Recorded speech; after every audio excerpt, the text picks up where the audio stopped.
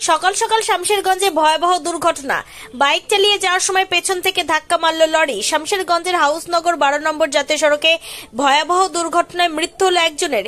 পেছনে বসে থাকা আরোহীর মৃত্যু হলেও প্রাণে বেঁচেছেন বাইক চালক। পুলিশ সূত্রে জানা গিয়েছে, মৃত ওই ব্যক্তির নাম মইনুল হক, বয়স 50। তার বাড়ি শামশেরগঞ্জের হাউসনগর গ্রামে। দুর্ঘটনার পরে জাতীয় সড়কে ব্যাপক যানজটের সৃষ্টি হয়। যদিও ঘটনাস্থলে পৌঁছায় শামশেরগঞ্জ থানার পুলিশ, তারপরে পরিস্থিতি স্বাভাবিক হয়। দেহ উদ্ধার করে ময়নাতদন্তে পাঠিয়েছে শামশেরগঞ্জ থানার পুলিশ। এদিকে সকাল সকাল দুর্ঘটনায় একজনের মৃত্যুতে কার্যত ব্যাপক চাঞ্চল্যের সৃষ্টি হয় এলাকা জুড়ে।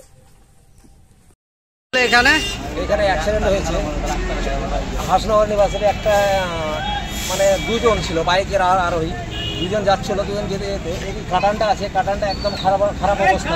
কাটানটা থেকে পার হতে গিয়েছিল, পার হয়ে গিয়েও ব্যালেন্স কন্ট্রোল করতে পারেনি রাস্তা খারাপের জন্য, এবং ওই অপোজিট সাইড থেকে একটা গাড়ি আসছিল, 18 চাকা আছে মনে হচ্ছে, টিলার আসছিল, হ্যাঁ টিলার ছিল।